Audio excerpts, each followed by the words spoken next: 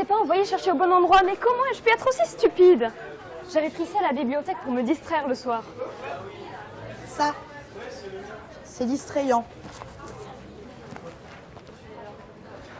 Je le savais, c'est là! Nicolas Flamel est le seul à avoir inventé la pierre philosophale. La quoi?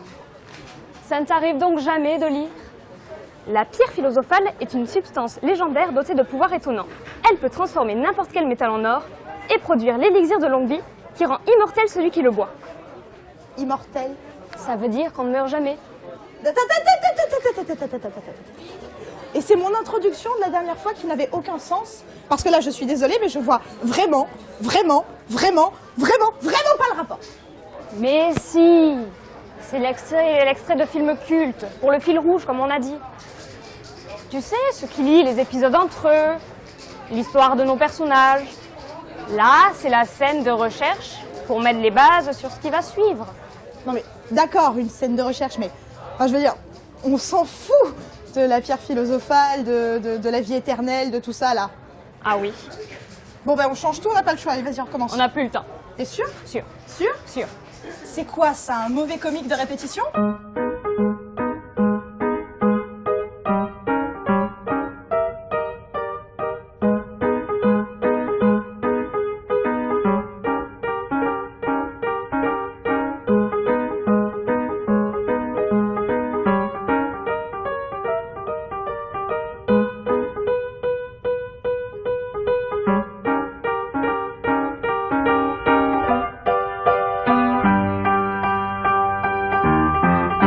Bonjour à tous et bienvenue dans l'Aurore.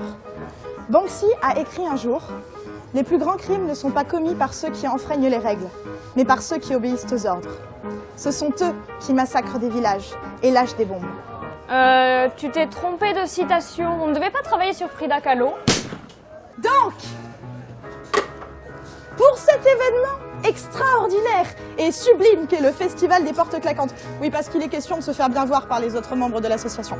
Pour cet événement extraordinaire, nous allons avoir la joie de vous parler de Banksy. Ça fait mal! Certes. Donc, qui est Banksy? Un des graffeurs les plus connus de notre époque, dont l'identité est aussi secrète que sa renommée est immense. Alors forcément, il fascine.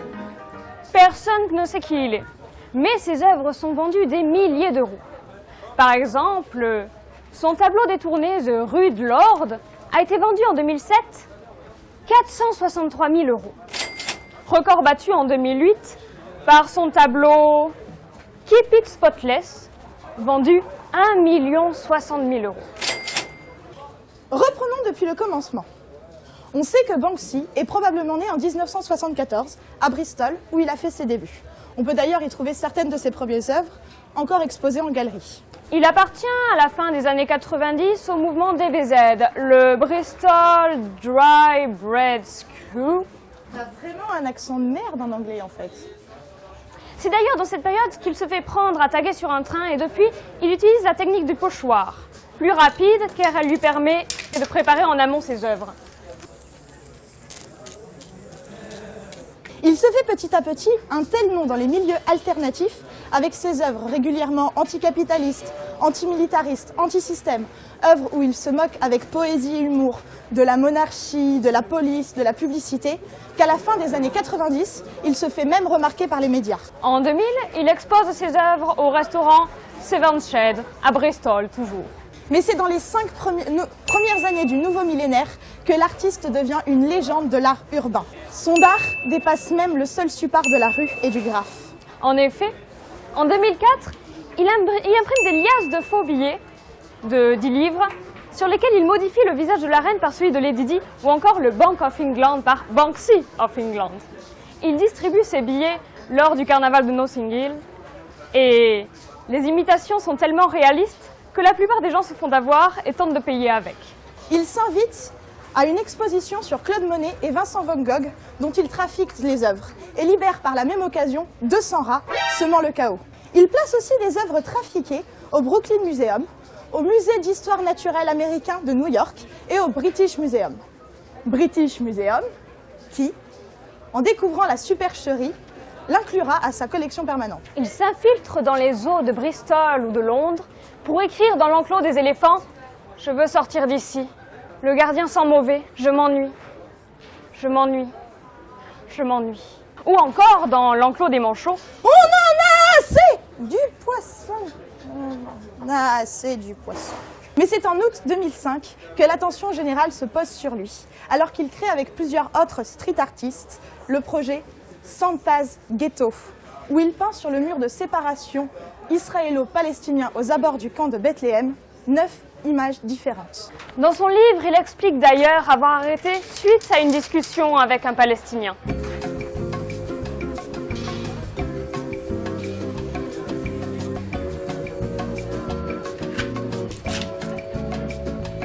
Vous embellissez le mur, Merci. mais on ne veut pas que ce mur soit beau. On ne veut pas de ce mur. Rentrez chez vous. L'invitation à plier bagages est plutôt claire. Et Banksy retourne en Occident. Là-bas, sa célébrité est devenue internationale. Il organise à Los Angeles une exposition où le tout Hollywood se presse. Et là-bas, avec du maquillage pour la peau, il peint sur un éléphant vivant. Le monde entier s'arrache ses œuvres. Banksy reste très secret. Même lorsqu'il vend une œuvre des milliers de dollars, son agent doit venir la chercher sur un parking. Il se moque de sa célébrité en jouant avec celle d'une autre. En 2006, il pirate la sortie du disque de Paris Hilton en achetant 500 d'entre eux. Il modifie la pochette, les photos, il remixe l'album et change les titres avec d'autres titres comme Pourquoi suis-je célèbre ou encore Mais qu'ai-je fait? Et ajoute des slogans comme 90% du succès, c'est déjà d'être au rendez-vous. Puis, il remet les CD dans les supermarchés en gardant le code barre original. Aujourd'hui, un CD de Paris Hilton de ce genre vaut 1000 $. Une autre fois, il s'inscrit à l'exposition Mieux vaut dehors que dedans à Central Park. Il l'expose anonymement et vend ses œuvres 60 $ pièce. Il en vend 8, chacune reconnue aujourd'hui à 1000 à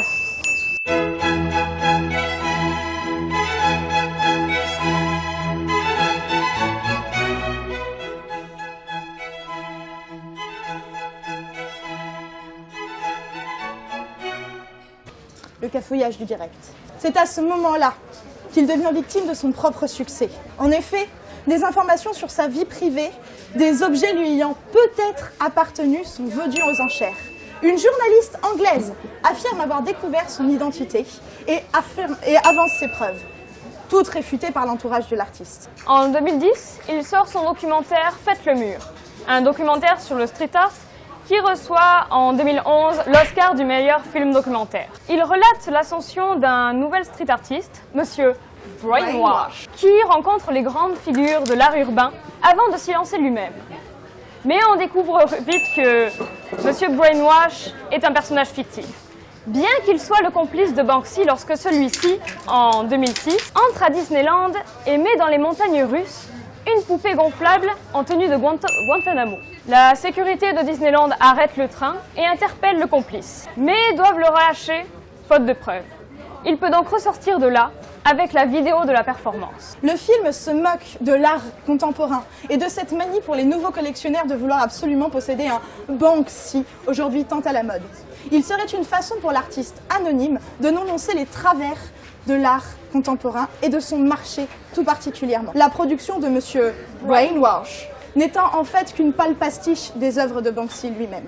Alors que les pochoirs de Banksy fleurissent en Angleterre, il se retrouve vite recouvert d'autres peintures ou tout simplement détruit.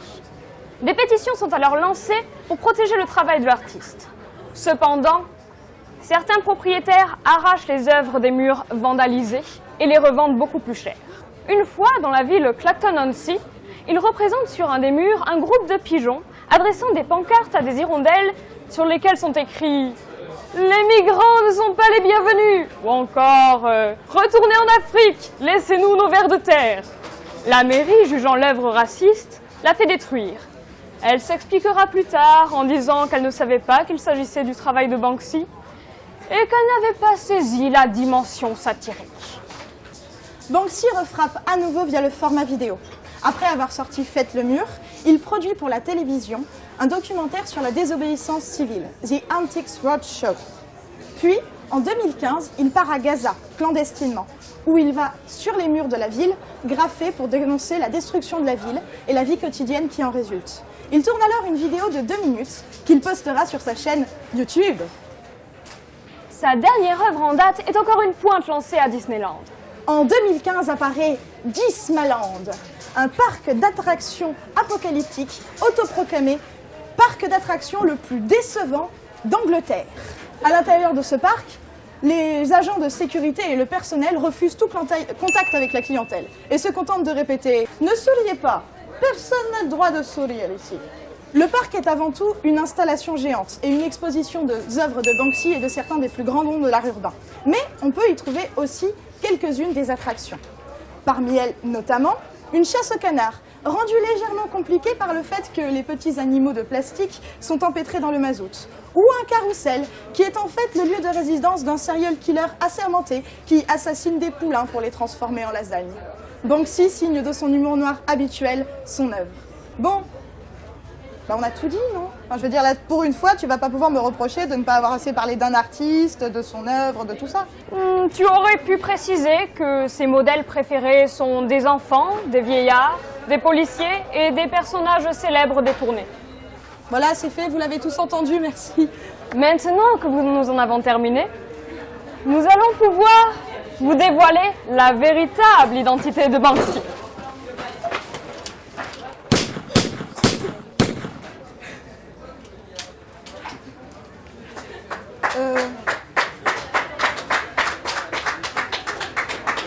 On aurait peut-être dû travailler sur Frida Kahlo, en fait.